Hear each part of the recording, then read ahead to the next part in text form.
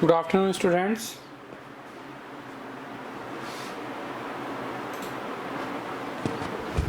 आज हम डिस्कस करेंगे next topic Indian information technology act, IT act जिसे हम बोलते हैं। तो एक्ट मतलब लो, एक्ट मतलब लो। IT act means that information technology लो। इंफॉर्मेशन टेक्नोलॉजी लो क्या है? हर एक कंट्री का जो लो है वो डिफरेंट डिफरेंट है। तो सेम ऐसे ही आईटी के लिए भी, इंफॉर्मेशन के लिए भी जो लो है, हर एक कंट्री के जो एक्ट है वो डिफरेंट डिफरेंट है। मतलब यदि आप आईटी से रिलेटेड कोई इलीगल काम करते हो, ठीक है ना, जो as per government norms legal नहीं है, गलत है, और आप करते हो, इफ़ यू फाइंड कि आपने ये गलत काम किया है, ठीक है, तो आपके ऊपर कौन सी एक्ट अप्लाई हो सकता है, कौन सा एक्ट के थ्रू आपको पनिशमेंट मिल सकता है, किस एक्ट में क्या पनिशमेंट है, वो सारा इसके अंदर हम डिस्कस करेंगे कि साइबर क्राइम जो हो रहा है उस एक्ट के अकॉर्डिंग क्या होना चाहिए। So with the growth of the internet, many cases of cyber crime, fraud, cyber attacks and cyber bullying are reported. तो जैसे जैसे इंटरनेट का यूजेज बढ़ता जा रहा है, वैसे वैसे क्या हो रहा है, साइबर क्राइम्स जो है वो भी बढ़ते जा रहे हैं, साइबर फ्रॉड्स बढ़ते जा रहे हैं, ठीक है ना, साइबर बाइलिंग बढ़ती जा रही है।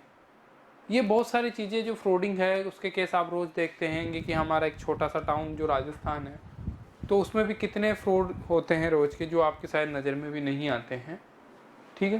तो इस तरीके से इंडिया के अंदर भी बहुत सारे फ्रॉड हो रहे हैं, साइबर फ्रॉड हो रहे हैं जिसको बोलते हैं हम। तो the nature of fraudulent activity and crimes keep changing. तो जो नेचर है फ्रॉड करने के, जैसे आपने देखा होगा कि पहले स्टार्टिंग के अंदर जैसे फ्रॉड करते थे, तो जब लोग अवेयर नहीं थे तो वो सिंपल तरीके से फ्रॉड करके लोगों को पैसे, उसके अकाउंट से पैसे विड्रॉल कर लेते थे। आज थोड़ा सा लोग अवेयर हो गए तो उनका फ्रॉड करने का जो वे था वो भी क्या हो गया, चेंज हो गया, वो भी चेंज हो गया। So the nature of fraudulent activity and crimes keep changing. ये क्या होती जा रही है, चेंजिंग होती जा रही है, क्योंकि नए नए मेथड्स आ रहे हैं फ्रॉडिंग के और क्राइम्स के। तो ये सारी चीज़ जो नेचर है वो क्या होता जा रहा है, चेंज होता जा रहा है। To deal with such menaces, many countries have come up with legal measure for protection of sensitive personal data and to safeguard the right of the internet user। तो इस चीज़ को with legal measure for protection को measure करते हुए जो sensitive personal data है उसको, और safeguard the right of the internet user, कि इस तरीके से डेटा को, पर्सनल जो सेंसिटिव डेटा है उसको किस तरीके से सेफ रखा जाए, और जो राइट यूज़र है उसका डेटा भी सेफ रखा जाए। तो बेसिकली किस तरीके से हम प्रोटेक्ट कर सकते हैं यूजर के डेटा को। तो यहाँ पे जो गवर्नमेंट लीगल मेजर किया कि इस तरीके से जो डेटा है उसको, सेंसिटिव किसी पर्सनल के डेटा है, किसी पर्सन के है या कोई से भी सेंसिटिव डेटा है, उसको किस तरीके से हम क्या कर सकते हैं, सेव कर सकते हैं। So the government of India information technology act 2000 were rise. तो इस वजह से गवर्नमेंट ऑफ इंडिया ने इंफॉर्मेशन टेक्नोलॉजी एक्ट 2000 का राइज किया। दो Indian technology act 2000 amended in 2008। किस में अमेंडेड किया इसको, 2008 के अंदर गवर्नमेंट ऑफ इंडिया ने एक एक्ट बनाया, उससे बोला गया इंडिया इंफॉर्मेशन टेक्नोलॉजी एक्ट 2008। तो इसको हम आईटी एक्ट भी बोलते हैं। क्या बोलते हैं, आईटी एक्ट भी बोलते हैं। यह आईटी एक्ट हमें गाइडलाइन देता है यूज़र को कि जो डेटा है उसको किस तरीके से प्रोसेस करे, स्टोर करे, ट्रांसमिशन करे, जो सेंसिटिव इंफॉर्मेशन है उसको किस तरीके से आप प्रोसेस करोगे, किस तरीके से उसको ट्रांसमिट करोगे और किस तरीके से उसको स्टोरेज करोगे। So the guideline provide to the user on the processing of storage and transmission of sensitive information, कि किस तरीके से हम इंफॉर्मेशन को सेंसिटिव बनाएं, ट्रांसमिट करें। In many Indian state there are cyber cells in police station. In many Indian state, बहुत सारे इंडियन स्टेट्स के अंदर क्या है, साइबर सेल्स है इन पुलिस स्टेशन। बहुत सारे पुलिस स्टेशन में इसके लिए क्या बनाए गए, साइबर सेल बनाए। क्या बनाए, साइबर सेल बनाए। तो हर एक जो कंट्री है, जो इंडिया के हैं, इंडिया कंट्री के जो स्टेट हैं, उसके अंदर बहुत सारे साइबर सेल्स बनाए हुए हैं हर पुलिस स्टेशन के अंदर, where one can report any cyber crime. जो साइबर क्राइम के लिए आप अलग से क्या करा सकते हो, उसकी रिपोर्ट करा सकते हो। साइबर क्राइम के लिए अलग से क्या करा सकते हो, रिपोर्ट उसमें आप करा सकते हो। The act provide legal framework for electronic government. तो जो एक्ट है वो क्या प्रोवाइड कराता है, लीगल फ्रेमवर्क प्रोवाइड करवाता है। लीगल फ्रेमवर्क का मतलब है इलेक्ट्रॉनिक गवर्नेंस, कि किस तरीके से आपको जो आपके साथ साइबर क्राइम हुआ है उसको किस तरीके से प्रोसेस किया गया, किस तरीके से हम क्रिमिनल तक पहुंचे, उसका एक फ्रेमवर्क प्रोवाइड करवाता है। तो यहाँ पे जो एक्ट है, कौन सा, आईटी एक्ट। आईटी एक्ट जो है उसके अकॉर्डिंग एक लीगल फ्रेमवर्क है for electronics governance by giving recognization to electronics record and digital signature, जो कि इलेक्ट्रॉनिक फ्रेमवर्क प्रोवाइड करवा रहा है इलेक्ट्रॉनिक गवर्नमेंट से रिकॉग्नाइज करने के लिए electronic record and digital signature. जो इलेक्ट्रॉनिक रिकॉर्ड रखे हुए हैं, इलेक्ट्रॉनिक रिकॉर्ड्स का मतलब डिजिटल रिकॉर्ड्स जो रखे हुए हैं, जो सिग्नेचर्स हैं, उनको ऑर्गेनाइज वे में स्टोर करने का, और किस तरीके से उसको हम एक्सेस करें रिकॉर्ड्स को, बेसिकली जो आपके डिजिटल रिकॉर्ड्स हैं उनको एक फ्रेमवर्क के अंदर या पर्टिकुलर वे के अंदर ही रिकॉग्नाइजेशन किया जा सकता है। The act outline cyber crimes and penalties for them. यदि आप जो डिजिटल या इलेक्ट्रॉनिक डेटा है, जो इलेक्ट्रॉनिक डेटा है या डिजिटल डेटा है, उसको जो गवर्नमेंट के थ्रू एक गाइडलाइन बनी हुई है, जो रिकॉग्नाइजेशन वर्क है, उसके आउटसाइड जाके, मतलब जो गाइडलाइन से अलग हटके उस डेटा का आप एक्सेस करते हो, मतलब आप क्या कर रहे हो, लॉ को ब्रेक कर रहे हो। तो यदि उस डेटा का आप एक्सेस करते हो तो आपको क्या होगा, कुछ साइबर क्राइम्स और पेनल्टीज करनी, मतलब the act outline cyber crime, तो उस एक्ट को साइबर क्राइम की तरीके से ट्रीट किया जाएगा कि आपने ये साइबर क्राइम के पार्ट में आ गया, कि आपने जो है जो गाइडलाइन थी उसका फॉलो नहीं किया। So and penalties for them, और उसके लिए क्या है, पेनल्टीज है, उसके लिए क्या है, पेनल्टीज है। तो यदि आप अनगाइडलाइन तरीके से वर्क कर रहे हो, गाइडलाइन मतलब जो डेटा का जो गाइडलाइन है, किसी तरीके से आप यूज कर सकते हो किसी के पर्सनल डेटा को। फॉर एग्जांपल, यदि कोई आपके पर्सनल बैंकिंग डेटा को हैक करके और उसमें से ट्रांजैक्शन कर लेता है, तो ये एक प्रॉपर वे नहीं है। तो यहाँ पे आप उसके अगेंस्ट केस फाइल कर सकते हो, ठीक है।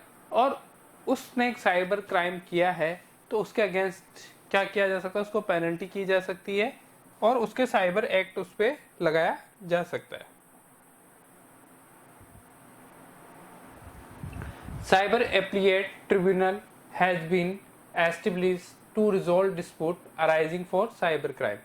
तो साइबर ट्रिब्यूनल जो एस्टेब्लिश किया गया वो किस लिए किया गया, जो साइबर क्राइम है उसको डिस्प्यूट जो केसेज है, establish to resolve dispute arising from cyber crime. Cyber crime से जो डिस्प्यूट अराइज हो रहे हैं उनको रिजॉल्व करने के लिए जो such as tampering with computer sources document, hacking the computer system, using password of another person, publishing sensitive personal data of other without their consent, etc. तो यहाँ पे एक साइबर एपीलेट ट्रिब्यूनल एस्टेब्लिश किया गया, किसके लिए? To resolve dispute arising from cyber crime. Cyber crime से जो डिस्प्यूट अराइज हो रहे हैं उसको रिजॉल्व करने के लिए एक cyber appellate tribunal department develop किया गया, जो क्या कर रहा है, सच एज जो साइबर क्राइम के डिस्प्यूट कौन कौन से होते हैं, लाइक आप किसी कंप्यूटर सोर्स डेटा से क्या कर रहे हो, टेम्परिंग कर रहे हो, उसका डेटा से छेड़छाड़ कर रहे हो, हैक कर रहे हो डेटा को, किसी using password of another person, किसी दूसरे पर्सन के पासवर्ड यूज करके उसके डेटा को हैक कर रहे हो और कुछ कर रहे हो, computer system sensitive data publish कर रहे हो, किसी की पर्सनल जो सेंसिटिव डेटा हैं, फोटोज हैं, वो आप पब्लिश कर रहे हो, ठीक है, पर्सनल डेटा सेंसिटिव जो पर्सनल डेटा उसको पब्लिश कर रहे हो। इस तरीके से विदाउट कंसेंट जो जिसके रिगार्डिंग डेटा है उसके विदाउट कंसेंट आप विदाउट उसके इंफॉर्मेशन से उस डेटा का मिसयूज कर रहे हो, तो वह क्या होगा, साइबर क्राइम होगा। The act is needed so that people can perform transaction over the internet through credit card without fear of misuse. तो इसी एक्ट की नीड से, ये एक्ट की नीड क्यों रही कि द एक्ट इज नीडेड, इसलिए एक्ट की नीडेड इसलिए कि आप जो आप बैंकिंग इंफॉर्मेशन एक्सेस कर रहे हो इंटरनेट पे, तो आप फियरलेस बैंकिंग इंफॉर्मेशन को अपने साथ यूज कर सकते हैं। फॉर एग्जांपल जैसे क्रेडिट कार्ड के बिल से या क्रेडिट कार्ड के थ्रू पेइंग कर रहे हो, तो वो डेटा, वो सिस्टम इतना सिक्योर होता है कि कोई उसको क्या नहीं कर सकता, हैक नहीं कर सकता। तो हम फियरलेस के थ्रू मतलब बिना किसी चिंता के आप क्या कर सकते हो, डेटा को क्या वहां पे ट्रांजेक्शन्स कर सकते हो, ठीक है, तो आप ट्रांजेक्शन परफॉर्म कर सकते हो, so that people can perform transactions over the internet through credit card without fear of misuse. बिना मिसयूज के फियर से लोग इंटरनेट के ऊपर क्रेडिट कार्ड का यूज कर सकते हैं। not only people, the act empowers government department also to accept filing, creating and storage of official document in the digital format। अब यहाँ पे बात हो रही है कि ना ही नॉट ओनली द पीपल, बात पीपल की ही नहीं है, ठीक है, जो पर्सन्स या की ही नहीं है, ये act also empower government department को एम्पावर दे रही है कि वो है क्रिएशन करे डेटा को, फिलिंग करे, ठीक है, स्टोर करे official document in the digital format, कि उनके जो ऑफिशियल डॉक्यूमेंट है उसको मैक्सिमम से मैक्सिमम डिजिटल फॉर्मेट में क्या करे, एक्सेस करे, डिजिटल फॉर्मेट में क्या करे, एक्सेस करे, ज़्यादा से ज़्यादा फॉर्मेट में उसको एक्सेस करे। तो अधिकतर डिपार्टमेंट जो है वो क्या करेंगे, डेटा को एक्सेस करेंगे किसकी फॉर्म में, डिजिटल फॉर्मेट में। तो गवर्नमेंट के अकॉर्डिंग क्या है कि आप जो मैक्सिमम डेटा है वह डिजिटल फॉर्म में कीप करके रखें, स्टोर करके रखें। Now impact of health. अब इंटरनेट का हेल्थ पे भी क्या इशू है। अब देखो हेल्थ का इशू सिंपल सा है कि जब आज इंटरनेट ज़्यादा चला है तो इतने यूजर्स बढ़े हैं, तो आपको पता है कि लोग इंटरनेट चलाते चलाते काफ़ी टाइम तक सिंगल बैठे रहते हैं और उस पर इंटरनेट पे अपना टाइम स्पेंड करते रहते हैं। लोगों को पता भी नहीं होता कि वो 5 घंटे या 10 घंटे इंटरनेट पे उन्होंने स्पेंड कर दिया। तो ये बेसिकली हमारी हेल्थ जो हमारा सिस्टम है उसको भी क्या कर रहा है, अनबैलेंस कर रहा है, उसको भी क्या कर रहा है, अनबैलेंस कर रहा है। तो a digital technology have penetrate into different fields. We are spending more time in front of screens, be to mobile, laptop, desktop, television, gaming, console, music, sound device। तो हम क्या कर रहे हैं कि जो अपना मैक्सिमम टाइम है वो किस पे स्पेंड कर रहे हैं, हमारा मैक्सिमम टाइम हम स्पेंड कर रहे हैं किसमें, ऑनलाइन, लाइक मोबाइल डेट चलाने में, लैपटॉप चलाने में। तो ये हमारी आई साइट को भी इफेक्ट करता है कि आपके जो टाइम है मैक्सिमम वो ऑन स्क्रीन हो आप, ठीक है, तो ये आपकी बॉडी को जरूर इम्पेक्ट करता है। But interacting in an improper posture can be bad for us. अब इन प्रॉपर वे में आप पोस्चर मतलब आप इन प्रॉपर वे में बैठ के आप इंटरनेट का यूज कर रहे हो, मोबाइल का यूज कर रहे हो, तो भी वो हमारे लिए बैड हो सकता है, हमारे लिए हार्मफुल हो सकता है, बहुत फिजिकली एंड मेंटली। दोनों तरीके से, फिजिकली और मेंटली तरीके से, दोनों तरीके से हार्मफुल हो सकता है। Besides spending too much time on internet can be addictive and can have a negative impact on our physical and philosophical well-being। तो ज़्यादा टाइम स्पेंड करना इंटरनेट पे हमें एडिक्ट बना देता है। क्या बना देता है? एडिक्ट बना देता है। एडिक्ट मतलब आपका उसी चीज़ को यूज करने के लिए आपको एडिक्शन हो जाता है। जैसे कि किसी को लाइक स्मोकिंग की एडिक्शन होती है, तो यहाँ पे भी एडिक्ट हो जाते हैं कि हमें इंटरनेट यूज करना ही है। तो ज़्यादा टाइम स्पेंड करने से वो क्या कर देता है, too much time internet can be addictive बना देता है and have negative impact both physically and mentally. दोनों तरीके से उसके जो नेगेटिव इम्पैक्ट होते हैं। However these health concerns can be addressed to some extent by taking care of the way we position।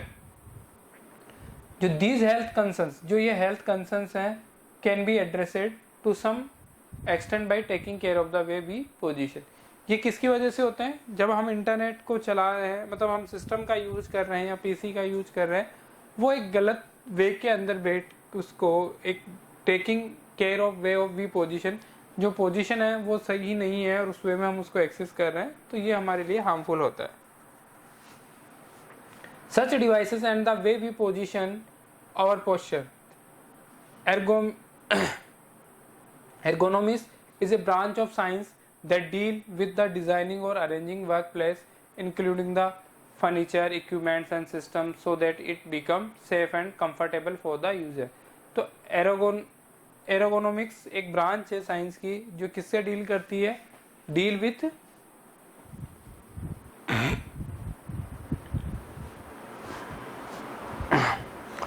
Designing and arranging work place including the, वो इस तरीके से इंक्लूडिंग करती है आपके फर्नीचर्स को, इक्विपमेंट्स को, सिस्टम्स को, कि आप सेफ और कंफर्टेबल तरीके से क्या यूज कर सको? इंटरनेट का यूज कर सको। Ergonomics help us to reducing the strain on our body. ये हमारी जो स्ट्रेन है, जो स्ट्रेस है बॉडी के ऊपर, उसको क्या करती है? रिड्यूस करती है। Including the fate injuries due to prolonged use. तो कुछ इंजर्स होए उससे बचने के लिए हमें एक प्रॉपर वे में बताती है कि आप इस तरीके से इंटरनेट को एक्सेस या सिस्टम को एक्सेस कीजिए। When we continuously look at the screen for watching, typing, chatting or playing game, our eyes are continuously exposed to the gallery coming from the screens। तो जब हम कंटिन्यूसली स्क्रीन का use करते रहते हैं, ठीक है, तो हमारी आईज सेम पूरी स्क्रीन पे रहती है, तो ये भी क्या करती है? हार्मफुल है। तो आपको अपनी आईज को किस तरीके से रखना चाहिए जब भी आप सिस्टम का यूज कर रहे हैं? आप चाहे सिस्टम का यूज कोई टाइपिंग करने में यूज कर रहे हो, चैटिंग करने में यूज कर रहे हो, या फिर आप किसी गेम खेलने में यूज कर रहे हो, किसी में भी कर रहे हो। Looking at small handheld device make it rose eyes strain is symptom commonly complain by user of digital service. तो यूजर ऑफ डिजिटल सर्विस है, उसको क्या कर रहा है?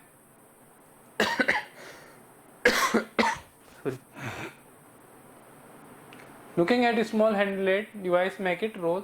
तो स्मॉल हैंडेड डिवाइस है जो हमारी आइज या इनको इम्पैक्ट करती है, तो commonly user by. So ergonomically maintain the view distance and angle along with the position can be some help. तो ये जो ब्रांच है एर्गोनिक, वो आपको बताती है कि किस तरीके से आप बैठ के इंटरनेट का यूज करें, आपकी पोजीशन क्या होनी चाहिए और आपका एंगल क्या होना चाहिए। along with the position can some help, so the posture ought to be maintained in order to avoid fatigue caused due to the prolonged use of computer system and other digital service। जो digital service और other service है उसको प्रोग्लैंड करते हुए कि किस तरीके से हम इसको यूज करें, उसमें ये बारे में हमें बताती है। However, to get rid of dry, watering or itching eyes, it is better to periodically focus on distance object and take a break for outdoor activity। तो बेटर ये है कि हम जो डिस्टेंस है ऑब्जेक्ट की वो कम रखें, फोकस कम करे, और एक ब्रेक आउटडोर एक्टिविटीज़ का ब्रेक ले, मतलब कंप्लीटली टोटली ऑनलाइन वर्क ना करे, आउटडोर एक्टिविटी भी परफॉर्म करे। Bad posture, back, chest, neck and shoulder pains can be prevented by arranging the workspace as recommended by ergonomists. Our use of keyboards not aligned ergonomically can give rise to painful condition of wrist and fingers and may require medical help long run. तो यदि किसी के problem होती है, like किसी के bed posture होता है, बैक बोन्स में होता है, नेक में होता है, शोल्डर्स में होता है, जो कि क्या होता है, बहुत हार्मफुल होता है, तो यहाँ पे कि किस तरीके से आप पेनफुल कंडीशंस को कम कर सकते हो, can give rise to painful condition of wrist and fingers and may require medical help to the long run, और ज़्यादा से चलने के लिए कितनी लॉन्ग रन की रिक्वायर होगी medically. Stress, physically fat and obesity are the other related impacts the body may face if one spend too much time using digital service. यदि आपकी बॉडी भी स्ट्रेस करने लग जाती है, यदि आप एक लिमिट से ज़्यादा टाइम क्या इस पर स्पेंड कर रहे हो, इंटरनेट पे स्पेंड कर, तो इस तरीके से ये जो चैप्टर है वो कंप्लीट हो गया है। इसके क्वेश्चन आंसर है वो अपन कल देखेंगे, आई मीन परसों। तो ये चैप्टर है आपके टर्म 1 एग्ज़ाम में भी आएगा, ठीक है। तो इस चैप्टर का भी आप वर्क कंप्लीट कर लीजिएगा। मैं आपसे कल तक इसके जो क्वेश्चन आंसर है वो शेयर कर दूंगा, प्लस चैप्टर 3 के भी कर दूंगा, वो भी मैं एज पर एग्ज़ाम के अकॉर्डिंग उसमें आपके एग्ज़ाम पेपर में दूंगा, ठीक है। तो चैप्टर सिलेबस आपको मिल ही गया होगा कि आपके टर्म 1 में क्या क्या कौन कौन से चैप्टर आने वाले हैं, फर्स्ट, सेकेंड और थर्ड एंड 11। ये 4 चैप्टर हैं जो कि आपके टर्म 1 में आने वाले हैं, ठीक है। Okay sir. ओके।